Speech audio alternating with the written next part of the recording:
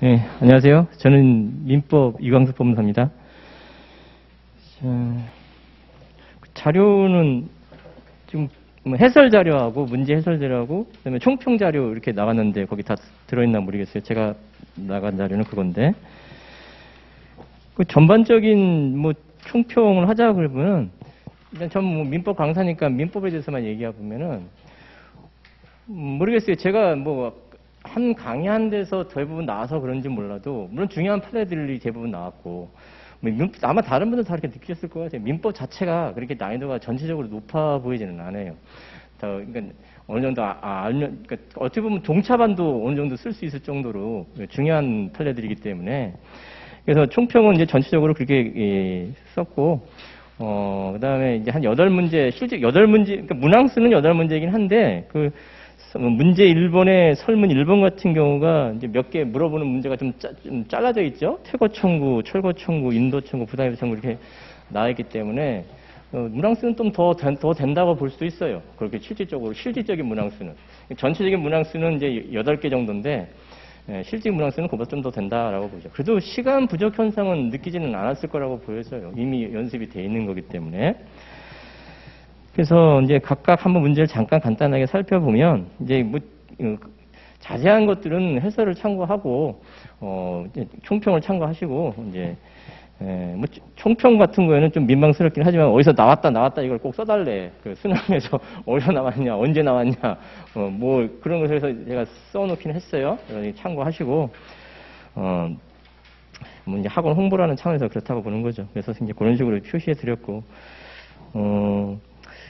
좀 약간 헷갈리거나 좀 문제점이 있는 그런 것들 위주로다가 잠깐 좀 살펴보면 이제 첫 번째 문제는 이제 토지 공유자가 갑하고 을이고 그 위에 이제 그 을의 허락 없이 합의가 없는 상태에서 건물 지어서 건물을 소유하면서 토지를 점유하고 있다 이렇게 보는 거죠.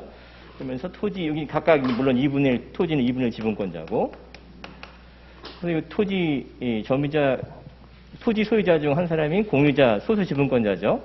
다른 소수 지분권자죠. 그러니까 다 소수 지분권자가 소수 지분권자 상대로 이제 퇴거 청구, 철거 청구, 인도 청구, 부당입반환 청구 이런 논인 거죠. 먼저 퇴거 청구는 그렇게 어렵진 않았을 거예요. 그러니까 지금 이제 소유자를 상대로다가 철거 대상인 것이지 퇴거 청구 대상은 아니라는 거죠. 그래서 퇴거 청구는 안 된다는 건 그러면 어렵지 않았을 것이고 자, 철거도 기존 판례든가 최근 전환자 판결도 역시 마찬가지로 방해배제로 214조란 말을 쓰시는 게 좋아요.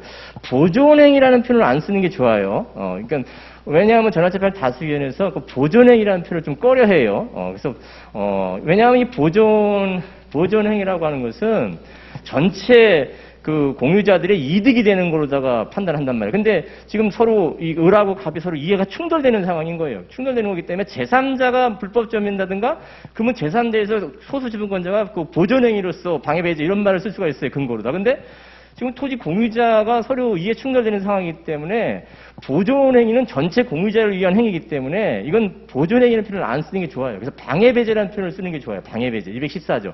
판례도 그렇게 표현하고 있고. 그래서 방해배제로다가 철거가 인정된다. 이렇게 써주시면 되는 것이고. 자, 이제 인도 청구가 이제 큰 쟁점인 것이죠. 기존 판례와 현재 판례의 이제 가장 차이점이죠. 그래서 그거를 기존 판례를 약간 써주시는 게 좋아요. 제가 볼 때는 시험장에서. 이게 25점 배점이기 때문에 기존 판례를 좀 써주고 현재 판례 전환자 판결이 그 바뀐 부분이 뭔지 내용을 그리고 어떤 부분에 크게 쟁점이 있었는지 근데 수업 시간에 강조한 게 보존행위를 갖고 내가 언급을 하라 그랬어요. 보존행위는 기존 판례는 보존행위가 인정된다고 본 판례고 현재 전환자 판결은 그 서로 좀 전에 말했던 서로 이해 충돌되는 상황되는 거기 때문에 이거 제3자가 목적을 방해하는 것이 아니라 공유자가 방해하는 거기 때문에 그럼 보존행위 표현을 쓰지 않고 그냥 그러니까 인도 청구가 보존행위가 아니라는 거죠. 그러니까 보존행위가 아니라는 치료다가 그걸 이제 좀 약간 두드려져서 써주시면 되지 않을까 싶어요. 문제는 부당이득이에요.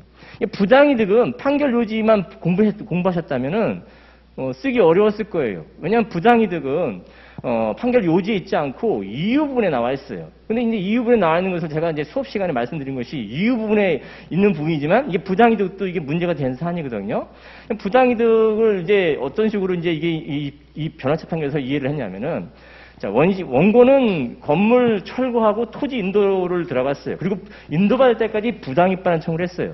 근데 기존 판례에 따르면 그것이 받아들여졌을 거예요. 왜냐하면 철거도 되고 인도도 되니까. 그러면 인도 받을 때까지 점유한 때로 붙어죠, 물론. 점유는 이제 물론 20년 7월 1일부터 인도 받을 때까지 부당이득이 기존 판례에 따른다면 인용이 됐을 거예요. 근데 인도 청구가 안 되잖아요. 인도 청구가 안 되니까 원고는 이제 철거가 들어가고 인도가 들어가면서 보통 철거 인도로 같이 들어가잖아요. 그래서 인도가 인정된다는 전제에 인도 받을 때까지 부당했다는 청구를 했고 기존 판례에 따르면 그것이 다 인용이 된단 말이에요. 근데 문제는 인도가 안 돼요. 인도가 안 되니까 이 당해 판례에서 어떻게 판시했냐면은 사심 변론 종결시까지만 인용을 해주고 사심 변론 종결 이후부터는 기각을 시켰어요. 파기시켰어요.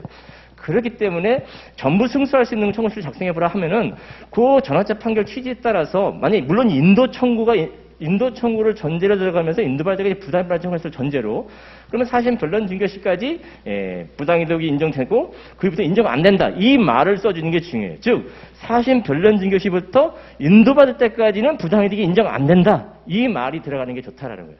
자, 근데 이제 또 하나 쟁점은 이거야. 그러면 사실 변론 종결시까지가 아니라 철거시까지 부당이득하면 안 되겠냐라는 거예요. 철거시까지.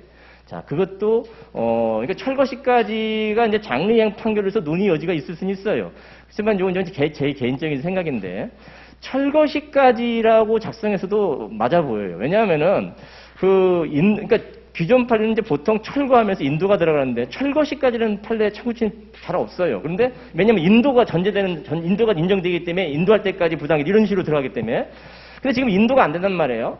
철거시까지로 작성해도 상관없지 않은 이건 전 개인적인 생각이에요. 그래서 철거시까지라는 표현이 들어가서도 상관없어 보인다. 왜냐하면 그 판결 다수견을 보면 이런 표현이 나와요. 인도 청구라는 것은 상대방 점유를 이제 뺏는 건데 그건 안 되고 철거가 인정이 되고 철거를 함으로써 상대방의 점유를 배제시킬 수 있다 그래요. 그러니까 철거로도 충분하다 이거지. 철거로서도 상대방의 점유를 배제시킬 수 있기 때문에 철거만으로도 그 목적 달성할 수 있다 이렇게 봐요. 그러니까 철거시까지 그 전환차 판결 다수견에 따르는 그건 명백하게 밝히고 있지는 않은데. 철거시까지라는 표현을 썼어도 맞아 보인다라는 거예요. 그 받아들여질 것 같다라는 거예요. 그거는 이제 뭐 채점 하나씩 분에 따라서 이제 다를 수 있겠지만 이제 이거 저는 제 해설은 판결 원문에 충실한 거예요. 인도가 들어간 상태에서 이제 일찍이 처분권주의죠. 인도할 때까지는 인정이 안 된다. 이 말이 일단 중요해요.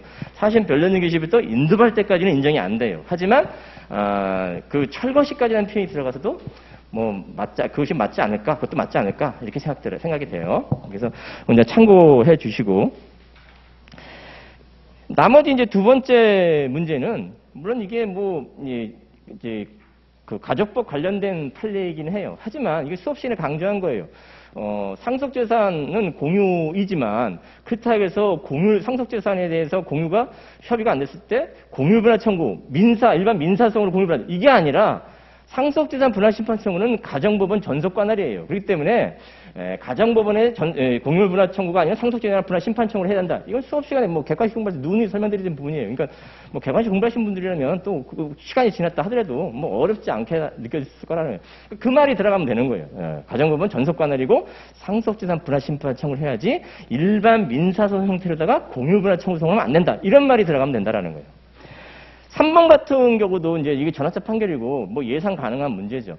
그럼 핵심적인 얘기는 공유분할 청구 그 소송 자체가 대위 대상은 된다 이 소리야. 그러니까 본안 판단으로 대위 대상은 된다 이 소리야. 그렇지만 피부원 채권이 만약 금전 채권일 경우에는 그 보존의 필요성 관련해서 보존 필요성이 없다고 보기 때문에 안 된다, 타당하지 않다 이렇게 답안지 있어요. 물론 구체적으로는 이제 기각이냐 각하냐 이런 논의를 생각해 볼 수 있어요. 근데 묻는 말에 따라서 충실하게 답을 하시면 된단 말이에요. 당무를 논하라.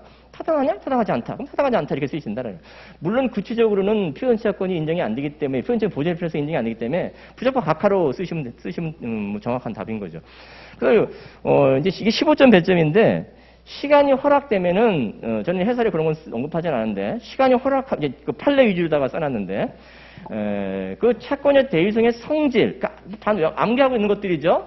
성질, 그에 따른 요건, 그에 따른 효과 이런 문제를 언급하고 했으면은 충분히 답안 작성이 될 거라고 보여져요. 그래서 그렇게 이해해 두시고, 물론 핵심은 대위생은 된다, 본안 판단 문제로서. 하지만 부적법 각하 대상이다, 금전 채권일 때, 피원 채권 금전 채권일 때 이런 얘기를 답안지에 써주면 되는 거죠.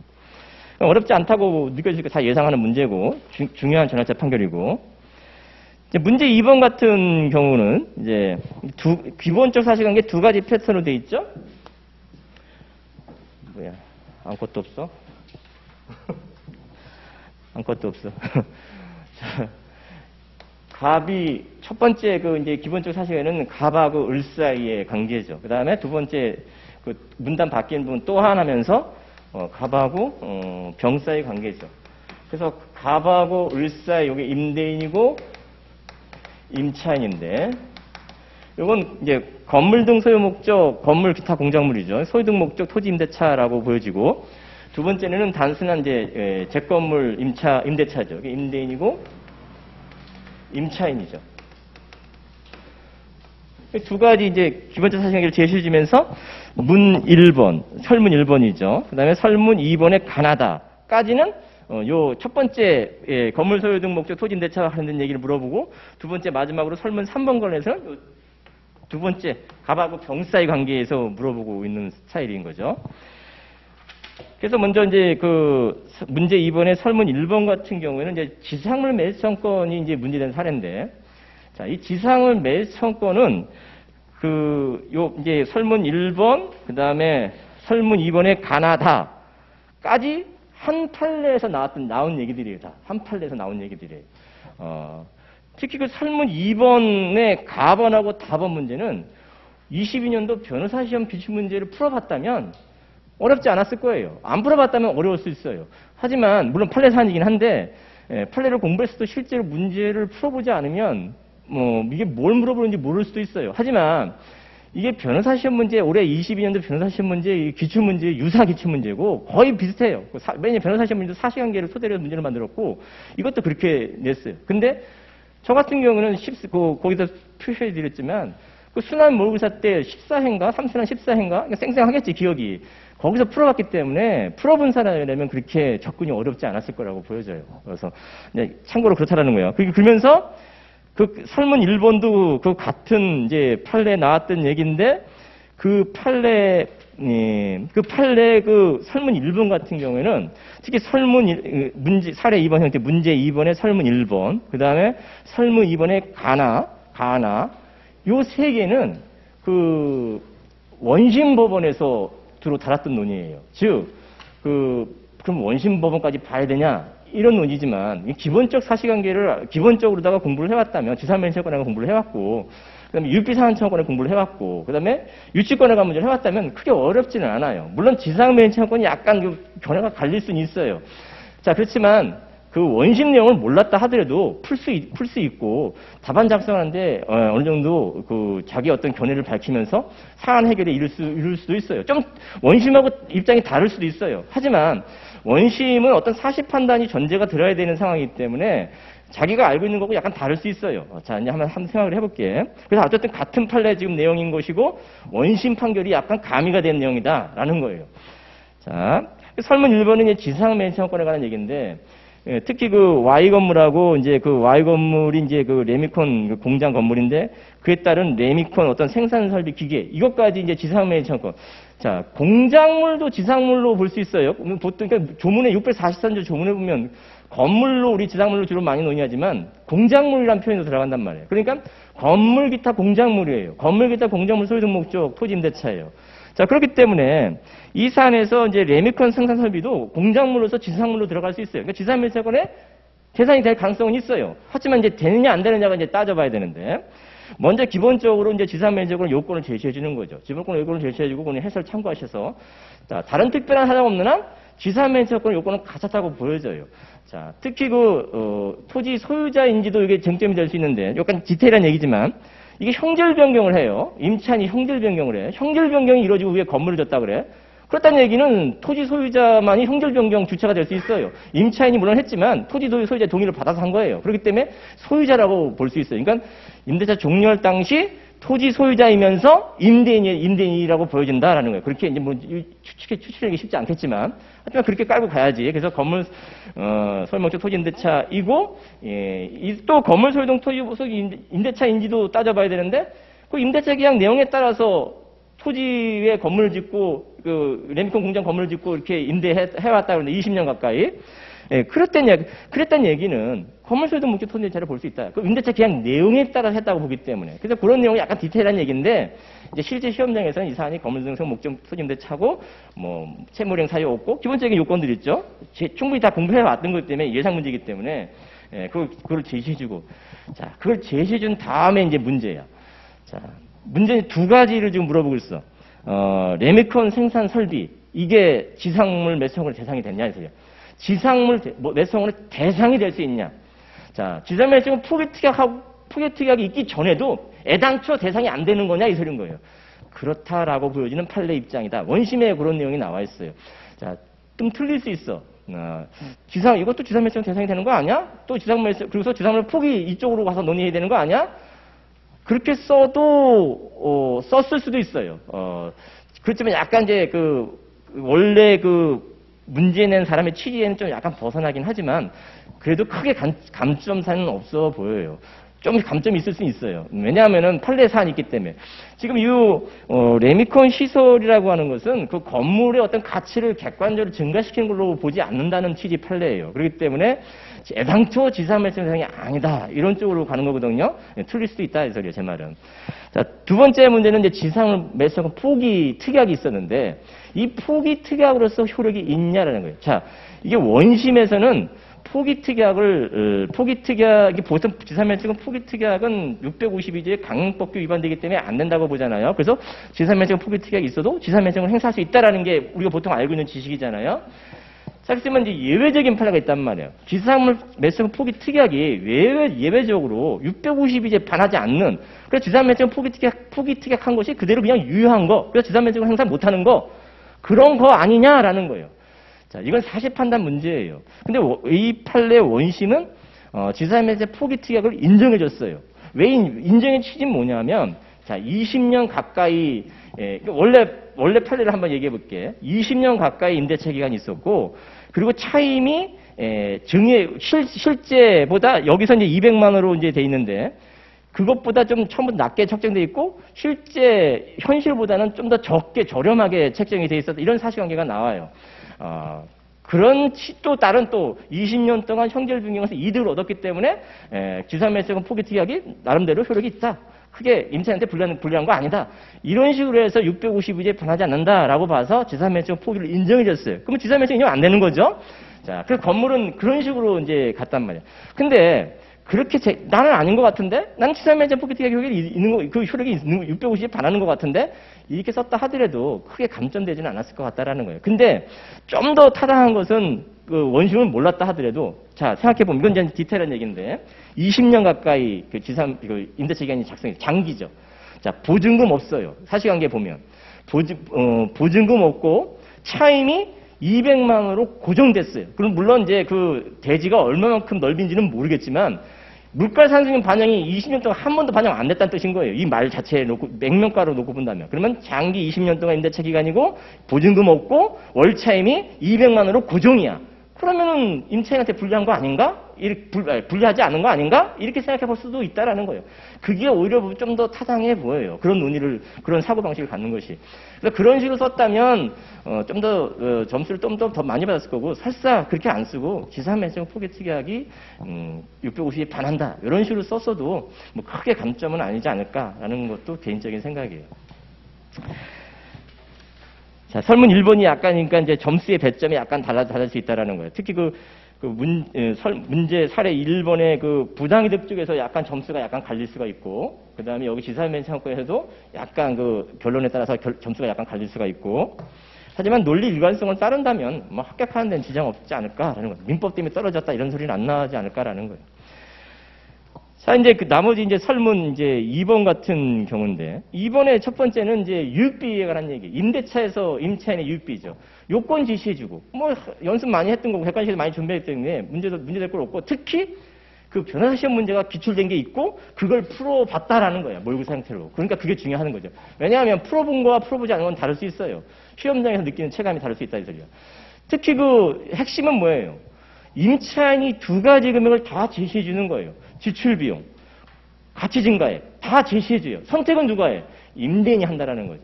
자, 자, 임대인은 그러면 자기한테 불리한 거 선택하겠어? 아니야. 유리한 거 선택해. 그럼 판례도 있고. 그러니까 보다 적은 금액을 선택할 거다. 그럼 이 사안에서 어떤 거? 지출기금이 300이라 하더라도 가치 증가액이 2억이면 임대인은 2억 원을 선택했을 거다. 그런 식으로 해서 답안을 작성해서 2억 원만 유익비에 반환해준다. 쓰면 되는 거죠. 626 조문 제시해주고. 어렵지 않았을 거다래. 문제를 물론 풀어봤다면 더 쉬웠을 것이고. 자, 문제 그러니까 설문 나번 같은 경우도 잘 몰라도 상식선으로도 알 수 있는 거야. 유익비. 예, 물론 이제 유치권에 관한 조문 제시해주고, 근데 그거 제시 못했다 하더라도 판례 요점 배점이기 때문에 간단하게 써주면 된다. 유익비에 관한 유치권 인정되는가? 인정된다. 결론관계 있다. 다만 이런 것도 써주면 되죠. 거기 보면 유익비 상한청 가번 같은 경우에 그 권리 포기하였으면 인정할 증거는 없다 이랬어요. 그러면 이제 유익비 상한청의 피담보 채권이 유익비 상환 채권인데 유익비 상환 자체 포기 특약이 없으니까 뭐야? 유치권도 인정되는 거죠. 또 이런 거 하나 최신 판례에 관해서 알고 있는지 객관식 할 때 공부했던 것들. 유치권 배제 특약 인정되는가? 인정된다라는 판례 있어요. 조건 붙일 수 있는가? 있을 때는 판례 있어. 그걸 비춰봐서 유치권 배제 특약이 있을 수 있지만 사안에서 그런 사정 보이지 않는다. 그런 식으로 답안을 하나 매끄럽게 써나가면 된다. 5점 배점이기 때문에 조금만 언급해줘도 충분히 점수를 받아갈 수 있다라는 거예요. 설문 답안이 이제 10점, 사실 여기 더 점수가 배점이 더 높아야 되는데, 10점 이상, 15점 이상 높아야 되는데, 10점으로 나왔어요. 그럼 이제 간단하게 쓰셔야 되는데, 일단 기본적으로 상계에 관한 요건을 제시해 주는 거죠. 상계에 관한 요건을 제시해 주고, 두 번째 이제 이 관련 판례와 관련해서 이미 이 사안에서는 이제 그 유익비 상환청건이 이제 임대차 종료 시에 발생한다라는 거죠. 변제기가, 저기가 없어, 지우개가. 말로 설명할게. 자, 유익비 상환청구는 임대차 종료할 때 발생해요. 그런데 이제 그 수동채권인데, 자, 자동채권, 임대인이 지금 임차인이 임대한테 유익비 청구할 때, 임대인이 임차인한테 그 세금과 관련된 구상금 채권, 이 구상금 채권으로 상계하려고 하는데, 기본적으로 이제 구상금 채권은 이제 10년 소멸시에요. 그럼 언제부터 기산되느냐? 그 구상금이라는 건 뭐예요? 내가 변제하면 바로 그냥 구상권을 행사할 수 있는 거예요. 그러니까 그 세금을 대신 납부하면 바로 구상권이 생겼다 이렇게 생각하시면 그때부터 소멸시효가 진행한다. 소멸시효 기산점은 권리 행사할 수 있는 시점이기 때문에. 그러면 요 문제에서 보면 2005년 1월 1일부터 2020년 6월 30일까지, 즉 임대차 기간 만료 전까지예요. 자, 이 구상금 채권은 2005년 1월 1일부터 2020년 6월 30일까지 이제 구상금 채권이 이제 대신 변제 세금을 납부했을 때마다 구상금 채권이 발생하는데, 소멸시효가 이게 10년 소멸시효예요. 구상금 채권은. 그거 몰랐다 하더라도 변호사 시험 기출문제 풀어봤다면 충분히 거기서도 문제를 똑같이 물어봤기 때문에. 자, 그래서 10년 소멸시효다. 그러면은 2005년 1월 1일부터 2010년 6월 30일까지 발생한 구상금 채권은 이미 그 임대차 기간 만료 당시 종료 당시 기준으로 따르면 소멸시효가 이미 완성된 채권이에요. 그러면 이와 같이 소멸시효 완성된 부분이, 구상금 채권이 그러니까 소멸시효 완성된 부분도 있고 완성되지 않은 부분도 있다는 얘기예요, 제 말은. 그럼 소멸시효 완성된 채권은 상계가 되겠냐라는 거예요. 상계 안 되는 거예요. 왜? 자동 채권이 있어야지 상계 항목이 되는 거잖아요. 그런데 이미 소멸시효가 완성 채권이야. 그럼 자동 채권이 없는 거야. 그런데 예외가 495조 조문이 있다. 495조. 소멸시효 완성 채권도 예외적으로 상계할 수 있다라는 495조가 있다. 자, 그러면 495조는 뭔데? 자, 상계 적상이 있어야 돼. 그러니까 자동채권하고 수동채권이 비록 자동채권 소멸시효가 완성됐어도 상계 적상이 있어야지만 상계가 가능한데, 상계 적상이라는 것은 자동채권의 이익도 도래하고 수동채권의 이익도 도래해야 되는 거예요. 근데 문제는 수동채권의 이익들은 그 임대차 기간 만료 시점인데, 자동채권은 소멸시효 진행한 상태에서 소멸시효가 이미 진행했지만 그 임대차 기간 만료 당시 기준으로 따져본다면은 상계 적상이 있기 어려워요. 왜냐하면 임대차 그 10년 소멸시효 완성 채권이 상계 적상이 돼야 되는데, 수동채권은 임대차 기간 만료 당시에 도래한단 말이야. 임대차 기간이 끝나기 전에 상계 의사표시를 했다면 소멸시효 완성 채권도 그 수동채권의 기한을 포기할 수 있기 때문에 상계가 가능할 수 있어요. 근데 이 사안에서 보면 언제 상계를 해? 소멸시효 기간, 임대차 기간 끝난 이후에 상계를 하는 상황인 거예요. 이 사안에서. 왜? 소송에서 상계하는 거기 때문에. 소송은 임대차 기간 끝난 다음에 소송은 진행된 상이란 말이에요. 그렇기 때문에 그 10년 소멸시효되는, 즉 2005년 1월 1일부터 2005년 1월부터 2020년 6월 30일까지 구상금 채권이 발생했는데, 2005년 1월 1일부터 2010년 6월 30일까지 발생한 채권은 이미 임대차 기간 말 당시 기준으로 10년이 넘어버렸어요. 그 채권은 495조에 의한다 하더라도 상대 안 된다. 이런 식으로 쓴 게 이게 핵심인 거죠. 그래서 이 판례는 뭐 객관식이 공부할 때 중요 판례로 다르지만 2차 시험 볼 때도 중요 판례로 여기면서 공부를 했던 사안이고 더더군다나 변호사 시험 기출 문제가 있었고 더더군다나 모의고사에서 풀어봤다라는 그러니까 그 절대 피해갈 수 없는 정답이다 이거야. 마지막 이제 설문 3번이죠. 설문 3번도 약간 이제 그 점수 차가 날 수도 있어요. 그 위에 그 설문 2번에 설문 4번도 점수 차가 약간 날 수 있지만 설문 3번도 약간 점수 차가 날 수 있어요. 지금 이 설문 3번 같은 경우는 이제 요 갑하고 병 사이 관계죠. 이제 지금까지는 갑하고 을 사이 관계를 물어보다가 갑하고 병 사이 관계를 물어보고 있는 것이죠. 건물. 건물이 이제 제 건물 1층 A 부분에서 화재가 나서 A 부분뿐만 아니라 다른 B 부분도 전소됐다. 이런 얘기죠. 그러니까 임차 부분에서 화재가 나서 임차 부분뿐만 아니라 임차 외 부분도 전소됐다. 자, 이때 법률 관계를 설명해 버려요. 법률 관계. 그러니까 법률 관계니까 약간 열려 있는 거예요. 법률 관계. 자, 문제에서 누가 귀책이 있는지 명백하게 밝히고 있질 않아요. 임대인 귀책인지, 임차인 귀책인지, 쌍방 귀책 사이가 없는 사안인지, 아니면 귀책이 불분명한 사안인지 명백하게 밝히고 있질 않아. 그러니까 열려 있다 제 말은 열려 있는 문제다. 이럴 때는 가장 배점이 높아 보이는 문제부터 먼저 접근해서 쓰는 거예요. 가장 배점이 높은 게 뭐야? 초라차 판결이지. 저 임차 부분에서 화재가 나서 임차 외 부분까지 소실됐을 때, 자, 그 임차 부분에 대한 부분은 임차인이 선관점을 부담하기 때문에 임차인이 선관점을 다하지 못했다면 임차인이 손해배상 책임을 지는데, 근데 임차 외 부분은 기존 판례하고 다르죠? 기존 판례 입장을 써주고, 왜 이런 것들은 기존 판례를 다시 변경시킨 거기 때문에 예측한 문제야. 그러니까 평상시 때 마음의 준비를 하고 있었던 문제더라고. 그러니까 기존 판례 얘기를 써주면서 비교해서 써주는 거죠. 기존 판례는 서로 이렇게 임차 부분과 임차 외 부분이 불가분적 관계했을 때 임차 부분뿐만 아니라 임차 외 부분도 임차인 선관위를 부담하라고요. 임차인한테 상당히 불리한 거죠. 하지만 전환차 판결은 바뀐 전환차 판결은 뭐예요? 임차 부분은 임차인 선관위를 부담하는 건 맞지만 임차 외 부분에 대한 그 전소 문제까지 임차인한테 선관위를 부담시키는 건 아니다. 그러니까 임차인이 그 경우 임차 외 부분도 손해배상을 묻게 하려면 임대인이 입증해야 된다. 증명해야 된다. 이런 식의 내용을 써주는 게 물론 가장 핵심적인 내용이에요. 자, 그렇지만 이 사안에서 이제 좀 열려있다 그랬죠? 법률관계를 쓰라 그랬지? 그러니까 임대인의 귀책이 있을 건 어떨 건데? 또 쌍방 귀책이 없을 때 그럼 어떨 건데? 물론 큰 쟁점들은 아니에요. 짜자간한 배점들이에요. 그렇지만 그런 것도 언급한다면 다른 사람보다 좀씩 더 받아갈 수는 있는 거죠. 물론 이 사안에서 위에 쪽 사례도 그렇지만 밑에 쪽 사례도 보증금 없는 사례예요. 보증금 없이 그 차이만 언급돼 있어요. 그러니까 원래 그 임대인의 임차인이 어떤 이제 귀책이 있어서 아니면 임차인 선관위를 부담해서 손해배상을 물어줄 때 임대인이 임차인한테 손해배상을 청구하는데 실질적으로 어떻게 보증금에서 공제하죠. 근데 이 사안에서 보증금 없죠. 그러니까 공제 문제는 안 생기는 거죠. 그러니까 그런 것을 언급해주면 뭐 좀 약간 더 꼼꼼하게 문제를 풀어봤다라는 걸 느낄 수가 있는 것이지. 또 하나 쌍방의 귀책 사이 없이 임대차 목적물이 소실된 사안이라면, 전수된 사안이라면, 자, 존속상의 위험, 좀 어려운 말인데, 존속상의 위험 부담이 인정 안 된다라는 거. 즉, 임차인이 임대한테 보증금 반환 청구할 수 없는 거냐? 있는 거다라는 취지 판례. 물론 보증금 없는 사안이지만, 그래서 그런 얘기를 써주면 뭐 가점 되는 거죠. 자, 여기까지 이제 저는 이제 세수는 준비해 왔고,